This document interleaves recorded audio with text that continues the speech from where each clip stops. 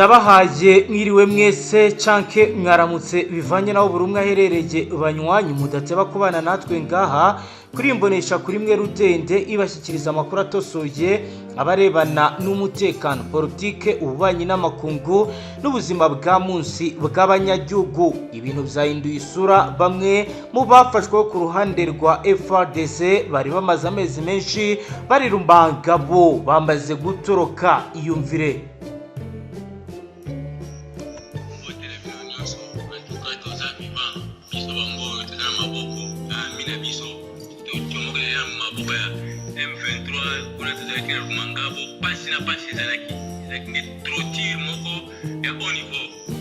ni bamwe mu batanga ubuhamya bw'ibyababayeho mw'iringara ryiza, barasobanura intambwe ku yindi uko vyagenze. Ni mu gihe kandi bakomeza kugira bati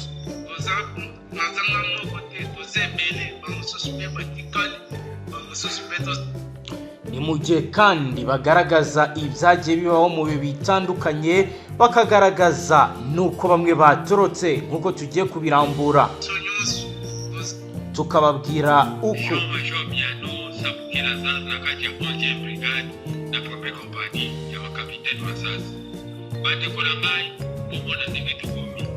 ibiro ndetse n'ibindi nivyo tugiye kugaruka mu buryo burambuye, tubabwira intambwe ku yindi icyaba bahoze muri FARDC batangaza nyuma y'uko bacitse kampu ya Rumangabo yari imaze iminsi iri gutangirwamo amahugurwa ya gisirikare ku basirikare n'ubundi bahoze bakorera leta bamaze gufatirwa mu gisagara cya Goma. Harimo abo bivugwa ko bagiye muri iki kigo ndetse bahitamo kwinjira ku ruhande rwa AFC ku bushake, mu gihe hari n'abandi bavuga ko babihatiwe. Ese bimeze gute, bihagaze gute? Niyo page tugiye kurambura turebere hamwe uko bimeze. Turaza kandi kureba n'icyo abo ku ruhande rwa batangaza bagaragaza iko ibi vyagenze. Turibuze kandi no kubabwira ibikombe bikomeje kugenda vyigaragaza kuri centre de formation ndetse na centre de détection militaire mu bice bitandukanye, tubabwira ibiriko biragenda biba. Turabwira faire de sécurité, turebere hamwe kandi bijyanye n'amakuru akomeye ajyanye na compagnie de infanterie ndetse na militation ndetse na ravitaillement mu bice bitandukanye. Turaza kandi no kurambura tubabwira ibijyanye na discipline militaire force ndetse na travail force avec logistique militaire. Turibuze kandi kubabwira punitation sévère mu bice bitandukanye, corps spécial. Turaza kandi kubabwira ibiriko biragenda byibonekeza ku kibuga cy'imirwano. Turaza kugiwari kare tubabwira ibiri kuba tujya Side Kivu Bukavu tubereka ishusho yari y'urugamba, ariko ni munyemerere page y'amakuru tuyifungurire mu ntara ya Kivu y'Amajyaruguru rucuru turebe uko abangaba batorotse. Amakuru yatugezo yavuga ko mu gitondo cya kare kuri uyu wa gatandatu ku igenekerezo rya 16 Myandagaro 2025 ko hari abasirikare batorotse ikigo cya Rumangabo muri Republika ya Demokarasi ya Kongo. Abasirikare FARDC rero bikaba bivuga batangaje ko bari bafungiwe mu kigo cya gisirikare cya Rumangabo, aho bashoboye gutoroka nyuma y'amezi ndetse bamwe bari bamaze n'imyaka bari mu maboko y'izasarambwe nk'uko bivuga. Abasirikare bavuga ko bafashwe mu gihe igisagara cya Goma cyafatwaga kigo mu maboko y'izasarambwe mu ntambara ikomeye yabaye mu ntangiriro z'uyu mwaka wa 2025, ndetse bamwe muri bo bari baragiye bagaragaza ko badashaka gukorera izasarambwe ariko bakabihatirwa. Bikaba rero bivugwa ko bari bamaze igihe kinini muri ibi bice. Bavuga ko iki kigo cyari cyarahinduye centre de détention militaire, ikigo cy'imbohe za gisirikare nk'uko babivuga. Iyi nkuru y'itoroka ryabo ikomeje kuvugwa cyane mu nkambi ya FARDC mu barwanyi b'abaturage rero babazarendo nabo nuko, ariko kandi gikomeye n'ubuhamya bwabo aho bagaragaje ko babaye mu bibereho mibi, imirimo bakoraga ku gato, ibihano bikomeye, ndetse bakavuga ko bari bafite inzara ikomeye nk'uko babitangaje. Amakuru ava mu bice bitandukanye aravuga ko ku wa gatanu nijoro itsinda rinini ry'abasirikare FARDC ryafunguye iki kigo cya Rumangabo ribasha gucikisha abarinzi,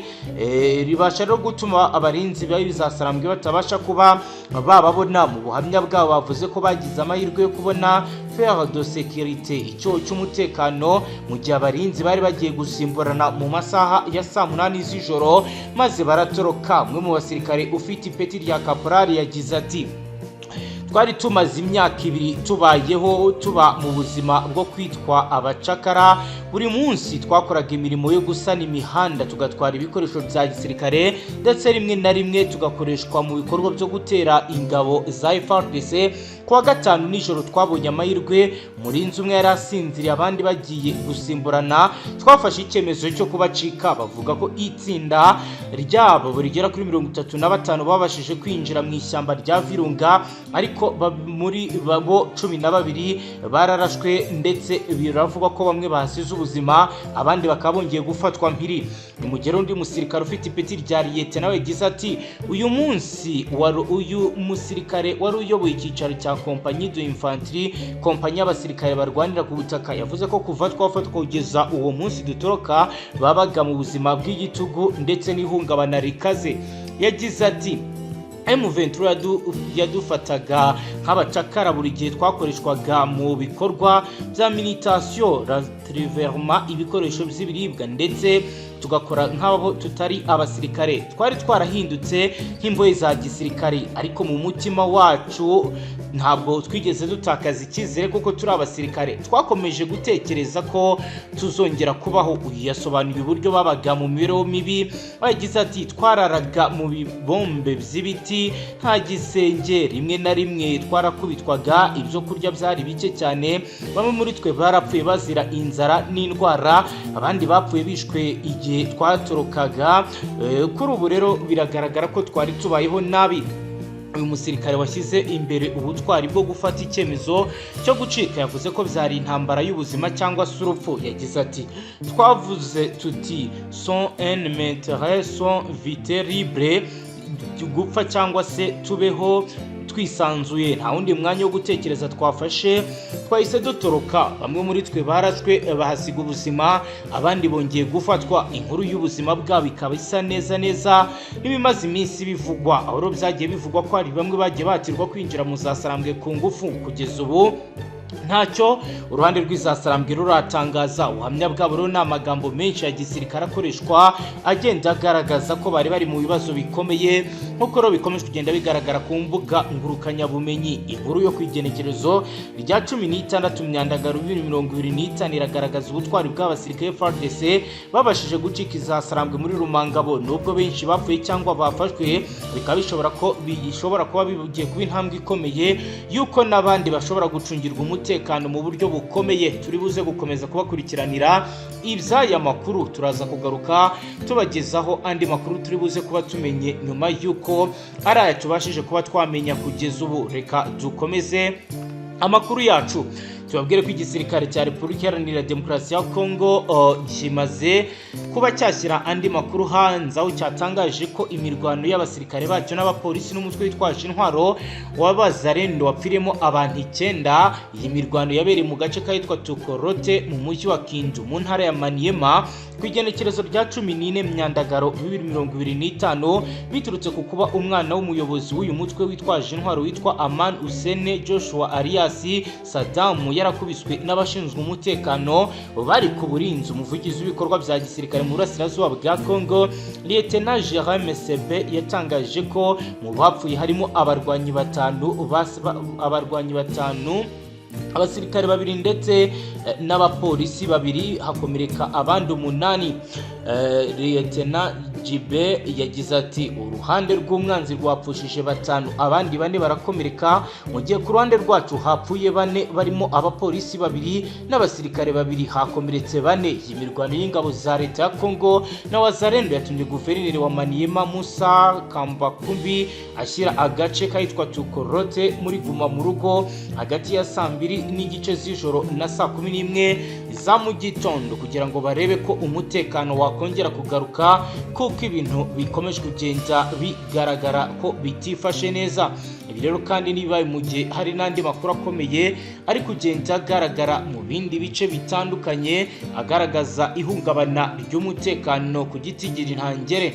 Rero benshi bakurikiranira hafi biri kuba bavuga ko hakenewe ingamba nshya kugira ngo ibintu byongere bigende neza, kuko kugeza ubu benshi bakurikiranira hafi biri kuba baratangaza ko imyitwarire ya bamwe mu basirikare b'u Burundi iri mu basirikare ba Kongo iri kugenda irushaho kuba mibi cyane.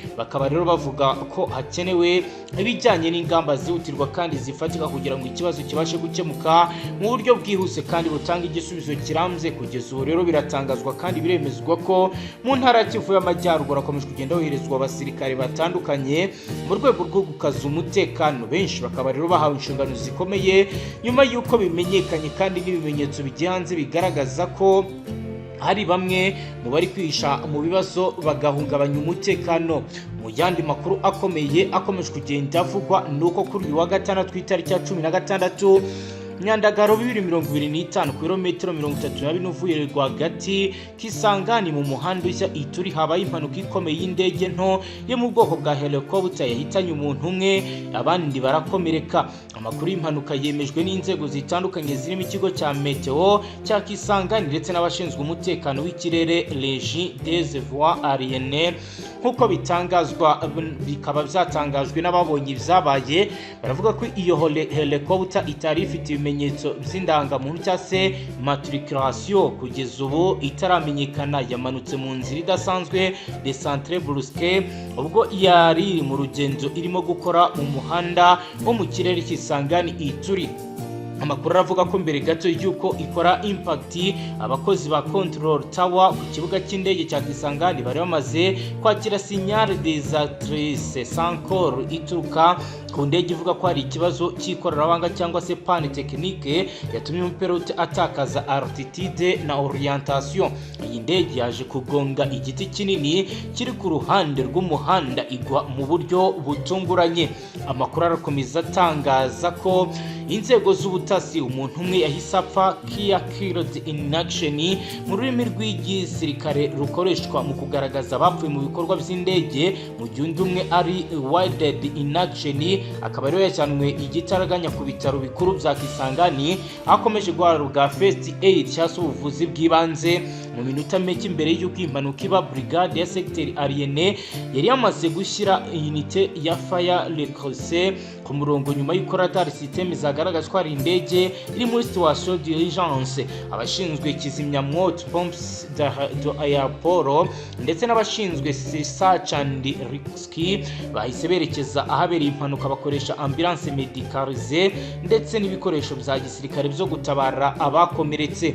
Umwe mu bakozi bakuru bahangaha yagize ati twabonye indege yoherejwe na yohereje arte de certeze mu buryo butunguranye, twahise dutangura inzego zose z'ubutabazi, ariko uko tubona biragaragara ko impamvu nyamukuru ishobora kuba ari panne technique cyangwa condition météorologique défavorable nk'uko rero abitangaza. Kisangani izwi nk'ahantu h'ingenzi ku bijyanye n'itumanaho ry'ikirere n'ubwikorezi bwo mu kirere. Kubihera ko bitikoze impanuka ku muhanda wa Ituri bizongera guhisura y'ukuntu hakenewe kongerwa inspection aeronautique ndetse no kugenzura uburyo indege zose zinjira mu kirere. Bikaba rero ari ibintu bivuga ko bizemezwa mu buryo bwa certification aérienne. Kugeza ubu iperereza riracyakora kugira ngo hamenyekane n'impamvu iki kibazo cyabaye. Nkuko rero turi buze kugaruka muri studio tukababwira mu buryo burambuye ibyo turi buze kumenya nyuma y'uko ababishinzwe bari bamaze kuduha amakuru y'ibyabaye ndetse bagaragaza n'ibindi biri kuba. Reka tujye muri territoire ya Masisi tubabwire ko abaturage bahungiye imweso bari mu buzima bushaririye bitewe n'uko babuze ubufasha. Muri territoire ya Masisi mu ntara ya Kivu y'Amajyaruguru abaturage benshi bahunze ibitero byo muri GTN ubu babarizwa mu gace ka Mweso kari mu maboko ya kari mu bice bya Bashari. Ubu barimo kubaho mu buzima bubi cyane, ntibagira ibyangombwa by'ibanze bibatunga. Abaturage barimo abagore benshi, abana ndetse n'abasaza n'abakecuru. Kuva abo bageze muri iyi miryango y'impunzi bavuga ko nta na rimwe bigeze bahabwa ubufasha n'imiryango yita cyangwa se inzego za leta zita kuba babaye.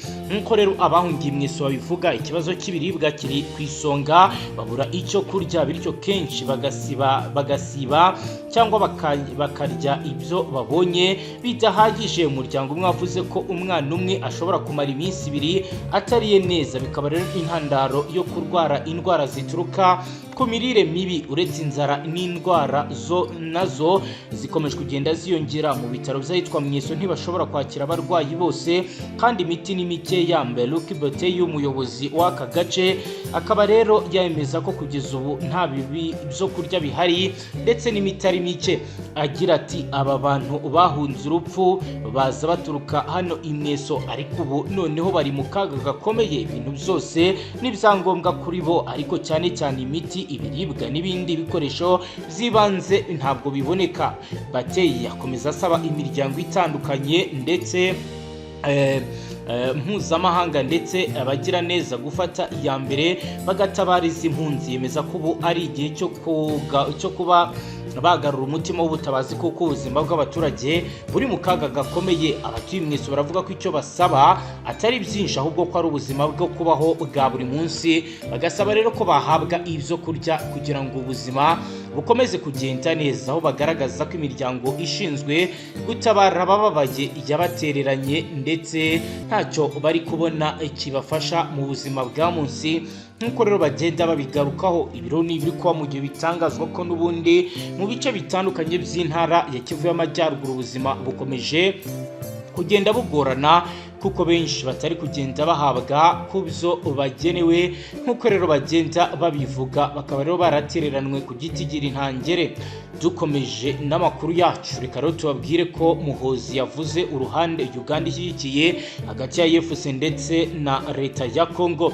Umugaba mukuru w'ingabo za Uganda Ken Rugaba Muhozi yatangajwe igihugu cye kiri ku ruhande rw'umutwe w'izasarangwe mu ntambara urwanamo na leta iharanira Repubulika Iharanira Demokarasi ya Congo. General Muhozi yabitangaje ku munsi w'ejo kuwa gatanu ku igenekerezo rya 15 Myandagaro 2025 agaragaza uko ibintu bimeze mu butumwa yanditse ku rubuga rwe rwa X. Muri ubutumwa yaje gusiba inyuma y'amasaha make yateguje ko M23 niramuka ifashe igisagara cya Uvira mu ntara Kivu y'Amajyepfo ingabo za Uganda nazo zizahita zifata Kisangani mu ntara ya Chopo. Yagize ati bene wacu bari mu 23 nibaramuka bafashe Uvira natwe tuzajya Ikisangani. Uyu musirikare mu bundi butumwa yagaragaje ko umujyi wa Kisangani urimo abacanshuro barenga igihumbi Salvador leta ya Congo yitabaje ngo bayifashe mu ntambara. Ateguza ko ingabo za Uganda zizabafasha. General Muhozi Ken Rugaba yatangaje ibi mu gihe amaze iminsi aca amarenga yuko Uganda idashobora kwinjira mu ntambara ya Congo. Mu kwezi gushize yatangaje ko izasarambwe niziramuka zifashe igisagara cya Uvira ingabo za Uganda zitazazuyaza kwagura igice zikoreramo ibikorwa byazo muri iyi ndwi. Ubwo uyu musirikare yateguje intambara niyongera kubura mu burasirazuba bwa Congo, Uganda izarengera inyungu zayo. Benshi bakomeje kugenda bavuga ko nta kabuza Uganda yabiri gutera inkunga mu buryo bweruye umutwe w'izasarambwe. Nubwo rimwe na rimwe bivugwa ko ari igihe yandika amagambo ku rubuga rwa X atebya, benshi bamufata nk'umunyapolitike ndetse nk'umusirikare bakavuga ko ibyo avuga biba bifite ishingiro kandi biba bifite aho bihuriye, bikaba rero bifite n'ibishobora kuba byagira icyo byangiza ku ruhando mpuzamahanga ndetse bikaba byakurura n'izindi mvururu zikomeye nk'uko rero benshi bagiye babigaragaza kugeza ubu. Ndetse no mu yandi makuru akomeye akomeje kugenda agarukwaho cyane nuko kugeza ubu bitangazwa ko mu bice bya Warikare ndetse no mu bice bya Uvira hose izasarambwe zongereye umutekano, ibigaragaza ko hari sinyari ikomeye igaragaza ko urugamba rwaba rugiye kongera gukomera. Hagati aho rero Amerika yanenze uburyo agahenge katari kubahirizwa. Ibi rero bikaba bikurikiye imirwano yongeye kubura. Nk'uko rero bigaragara bikaba byamaganywe n'umujyanama wa Perezida Donald Trump kuri Afurika Mossad Boryus, aho mu nyandiko yashyize hanze yagize ati Amerika yamaganye ubugizi bwa nabi bwavuzwe mu burasirazuba bwa Congo uyu munsi, nahamagarira impande zombi kubahiriza agahenge. avuga ko hakenewe ubufatanye ndetse n'ubuyobozi bufite imbaraga kugira ngo bitume amasezerano y'amahoro yubahirizwa. Yibutsa ko ubugizi bwa nabi budindiza gahunda z'amahoro n'iterambere. Ku igenekerezo rya 19 Mukaka 2025 nibwo leta ya Kinshasa ndetse n'ihuriro rya FARDC bari basize umukono ku mahame aganisha ku biganiro by'amahoro, ariko kuri ubu ngubu byose bikaba bisa naho byamaze guterwa umugongo kuko Warikare, Uvira ari imyiteguro ikomeye y'imirwano aho buri ruhande rushinja urundi kwitegura. Ibyo bikaba byerekana ndetse bigaragaza isura y'imirwano ikomeye ishobora kuza kuba, kuko izasarambwira ziravuga ko FARDC iri kwegereza ibikoresho ndetse n'abasirikare mu bice biri hafi y'aho igenzura, ndetse bakavuga ko bazitabara. Ni mu gihe kandi FARDC yo yatanze itegeko isaba abasirikare ba FARDC kutongera kugaba ibitero kuzasarambwe, ariko babaha itegeko ryo kwirwanaho mu gihe bagabweho ibitero. Ibi byose rero ni ibibumbatiye ko intambara ishobora kongera gukomera. Ni nuko dusoje banywanyi, niba ari ubwa mbere dukurikiye YouTube ndasabwa ni wiyongere mu batazongera gucikwa n'amakuru ndetse n'ibiganiro tubategurira nga zibanda cyane ku mutekano, politiki, ububanyi n'amakungu ndetse n'ubuzima bwa munsi bw'abanyagihugu. Hasta la vista.